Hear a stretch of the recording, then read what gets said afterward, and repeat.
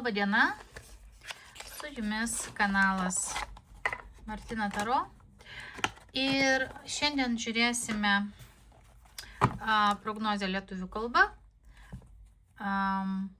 Kodėl jis taip elgiasi? Užgalvokite žmogų, geriausia vyriškį, užgalvokite vyriškį ir Klimt tarot kortomis pažiūrėsime, kodėl jis taip elgiasi. Įjungiau šviesą ir pradėsime analizuoti. Užgalvojate ar ne vyriškį, apgalvojate jo elgesį, apgalvojate, kas jums nepatinka jo elgesyje. Paanalizuosime, kodėl jis taip elgesi. Žiūrėkite, pamaišiau kortas, iš karto romantiškas riteris. O čia dar ir moteris atsiranda. Čia turbūt jūs. Vyrukas.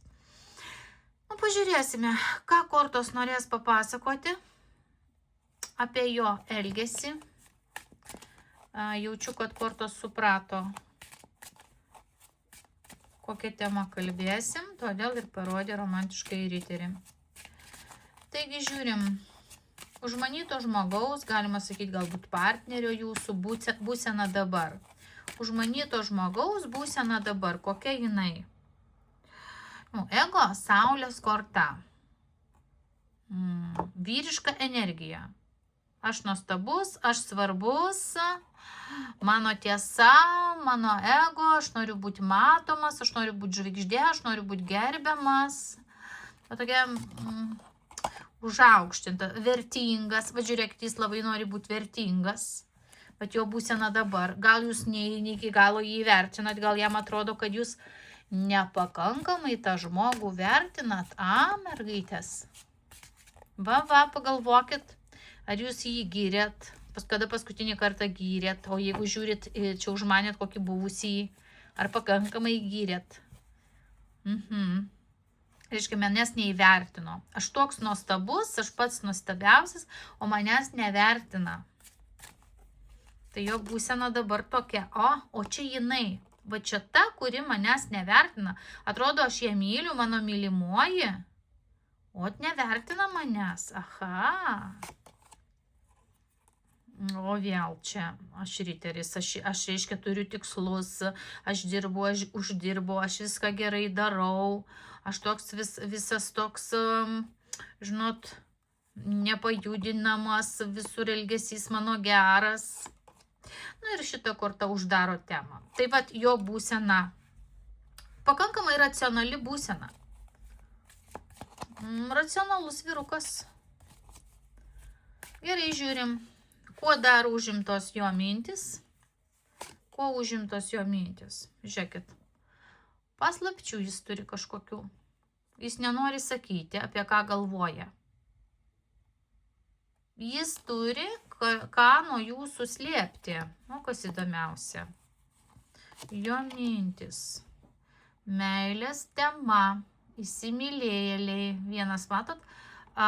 Šita korta vaizduoja vieną žymiausių Klimto paveikslų, kuris vadinasi Bučinys. Ir atitinka taro kortą įsimylėjėliai.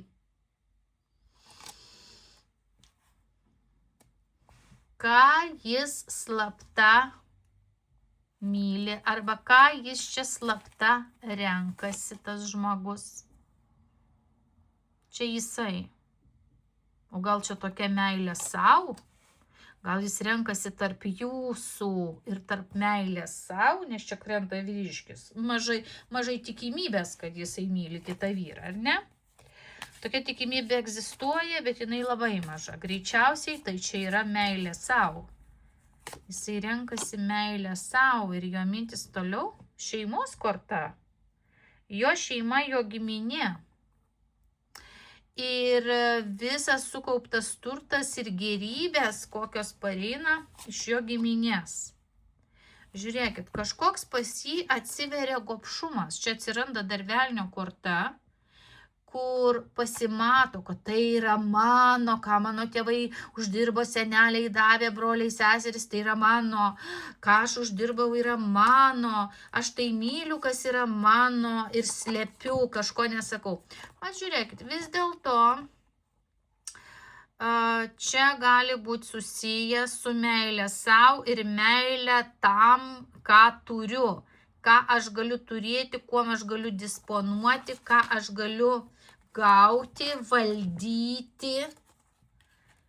Aha, va koks įdomus vyriškis. Vat aistra materijai pas jį yra.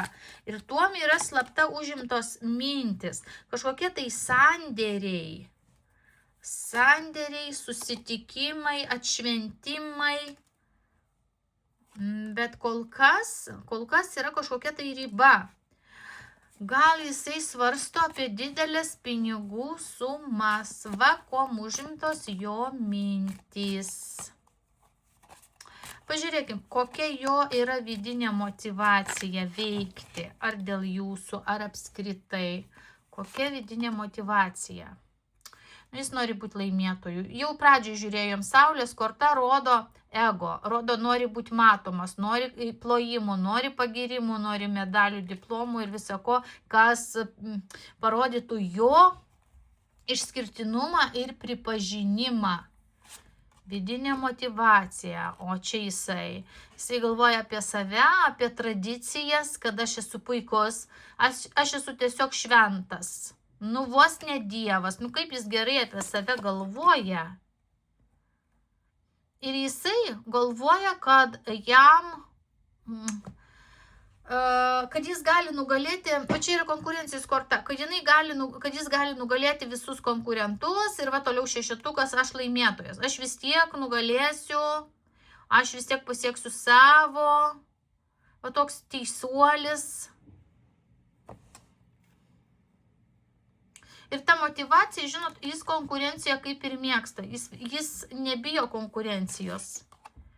Nu va, jis imperatorius. Jis yra užsibrėžęs tikslą visur būti pirmas, visur laimėti, visur ego, visur saulė, visur aš, man apie mane, aš nuostabiausias, girkit mane, pastebėkit mane, vat jam reikia begaliniškai, vat reikia jam dėmesio, begaliniškai trokštantis dėmesio žmogus.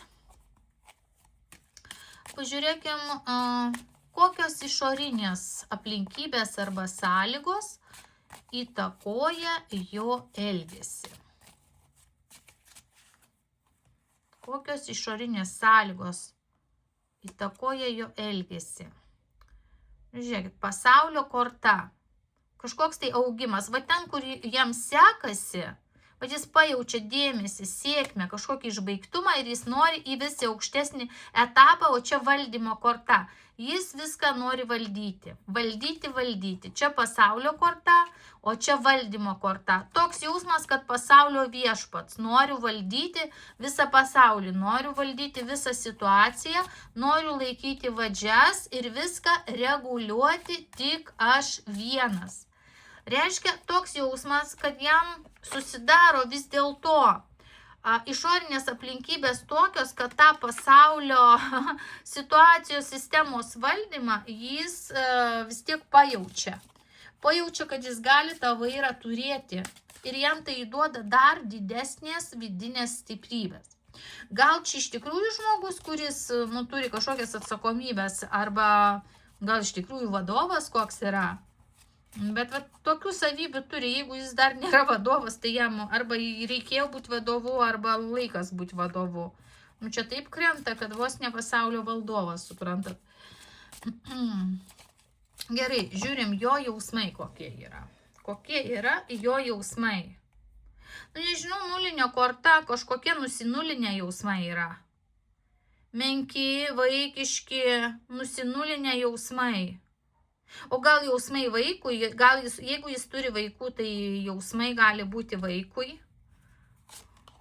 Arba tokie kaip neatsakingumo jausmai ir tokias baimės vaikiškos, kad tik kažkas nepastotų kelio, kad kažkas nesutrukdytų. Toks jausmas, kad tik nesutrukdytų. O tokie jausmai. Žinot, jis turi labai kažkokių tai kompleksų ir baimių, už tai jisai ir nori pasirodyti, kad aš valdau. Taip jisai paslėpia, užmaskuoja arba mėgina nugalėti savo tam tikrus vidinius kompleksus. Jausmai. Nu ir vėl, vat nepasiruošęs, kažkoks tai užsidaręs.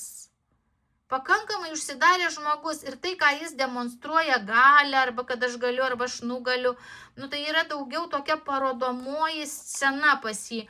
O viduje jisai turi baimių, nepasiruošęs, toks pakankamai kompleksuotas kaip vaikas. Vaikas jo jausmuose slepiasi. Pakankamai švelnumas neskrenta dar jo jausmuose kažkokia moteris. O gal jisai jausmuose turi moterį, gal tai jūs? Ir čia aistra dar yra. Noras vėl, jėgoje tai yra ta jėga ir noras moterį suvaldyti. Noras valdyti moterį. Ir tai šansas, tai jam kaip šansas. Galbūt jis valdo dovanomis, prižada kažkokiais tai šansais. Bet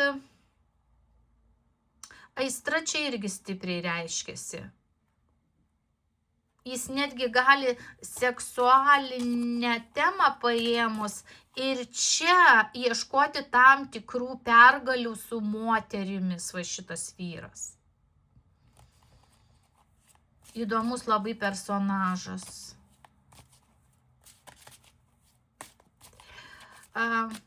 Gerai, emocijos jo dar kokios? Kažkokios kaip įsimylėjimo, kaip skubėjimo, greitos emocijos, kažkokios tai greitos, lekiančios emocijos. Ir magas. Nu ir vėl tas valdymas. Atrodo kaip per magiją, vos ne, nu aš netikiu, kad čia jis magiškai paveiktas, toks jausmas, kad jisai visus magiškai veikia kaip magas. Turi kažkokių tai, žinot, savybių. Gali paveikti aplinką, gali paveikti moteris, gali paveikti situaciją, savo charizmą, labai charizmatiškas, va toks, moka labai aplink save sutelkti žmonės greitai, moka greit sugalvoja, greit padaro, greit šou, reiškia, moka save pateikti, sureklamuoti, moka labai puikiai save pozicionuoti, moka save pagirti ir pateikti taip, nu, kad tiesiog, fantastika tiesiog. Moka tokį sudaryti šou. Ir vėl čia magas, aš valdau situaciją, moka minę suvaldyti, nežinau, gal ten vakarėlėje, žinot, kur nors susirinkime, visur kur žmonių, va tik žiūrėkit visi į mane, dėmesio, visų akis čia į mane, prožektorių šviesos į mane. Ir visur čia taip valdovas, va, jam svarbus tas kažkoks tai šou elementas, jūs tik tai galvokit, kad aš va toks esu nuostabus, aš galiu, aš padariau, aš laimėjau, aš matomas, va toks žmogus. Ir čia yra, kaip žiūrėjom šito video pavadinimas, kodėl jis taip elgiasi.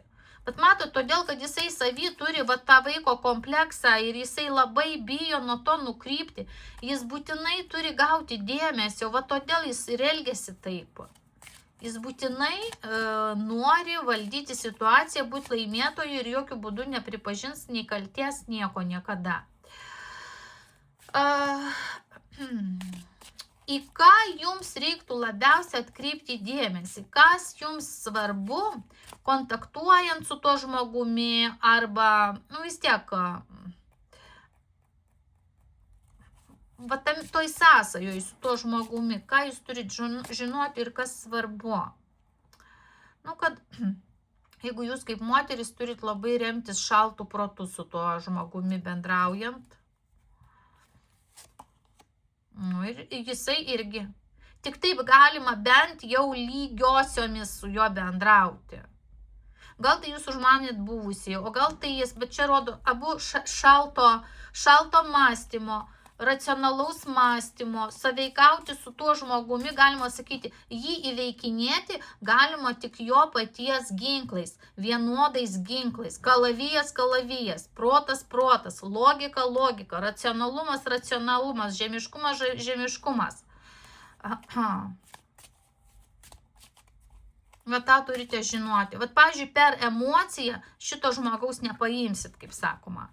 nesusišnekėsit, va ten pakalbėkim iš širdies, va jeigu jūs ten atversit širdį, jūs tikėsitės, kad jis atvers širdį, ne, taip nebus. Nu, kitokia metodika. Gerai, kaip jums elgtis, dar gal kortos kažką pasakys. Mirties korta yra. Gal jums iš vis nereikia su to žmogum bendrauti, vienas variantas kaip mirties korta.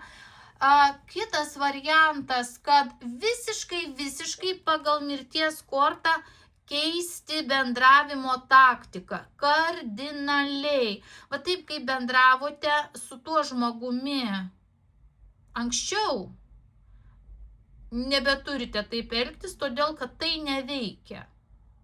Tai reikia pamiršti. O tą bendravimo metodiką, tą bendravimo stilių, koks buvo anksčiau, pabaigti. Ir čia ramiai, va žiūrėkite, pusiausvyros korta toliau yra, ramiai elgtis. Ramiai, tai yra ilgas, ramus, pusiausvyros, toks nusiraminimo, harmonijos,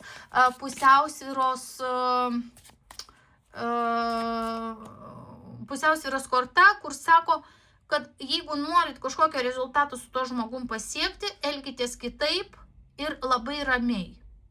Tai yra, pusiausvyra tai yra su balansu. Vat pati turite būti pusiausvyroj. Labai šaltoj, ramioj, visiškai išlaikytoj, tokioj pozicijoj, kur trūksta emocijos. Vat tada jisai gali kažkaip tai sunerimti arba atkreipti dėmesį, arba jam pasirodys, kad galbūt jis jau pameta situaciją iš rankų, tada jisai labiau susifokusuos į viską, kas čia vyksta. Tai va toks momentas yra.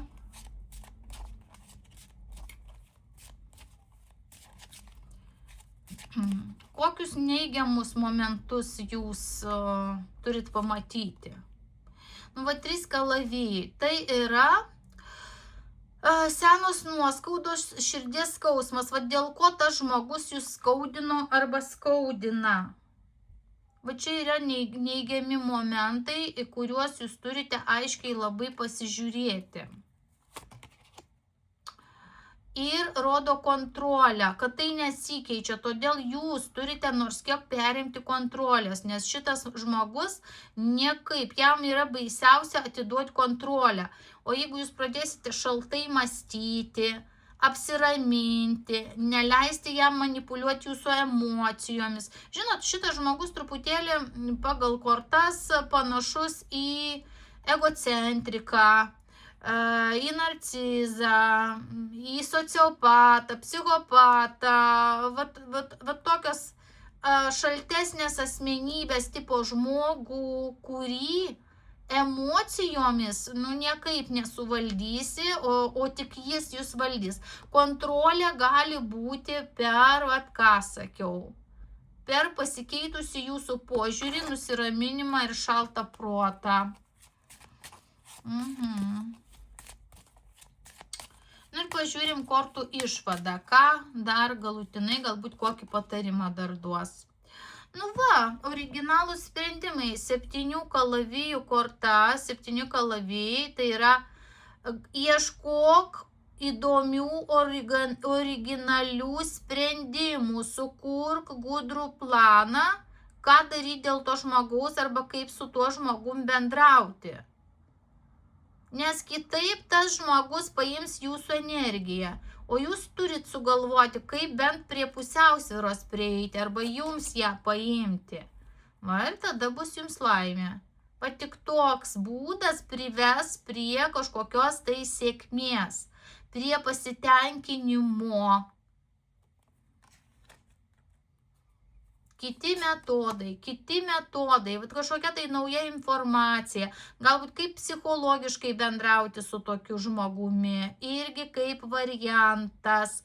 Jeigu jūs čia užgalvojat kokį buvusį ir turit, pavyzdžiui, bendrą vaiką, tai irgi neturi būti per emocijas, viskas ten vaikas ir vaiko tema per emocijas, ne. Žiūrėkit, čia kaukę reikia keisti, viską keisti, metodiką keisti. Kitų atveju, nu, suprantat, vėl nusivylimas. Nu ir jeigu tai yra jūsų mylimas žmogus, romantiškasis riteris, tai pasižiūrėkime dar patarimą, ką daryti, kad nesiskaudinti tokiuose santykiuose. Va toliau krenta 9, vėl 9 monetos, tai yra jūs pati savo ponia. Nepamirškite, kad tas žmogus negali užgrobti jūsų gyvenimo.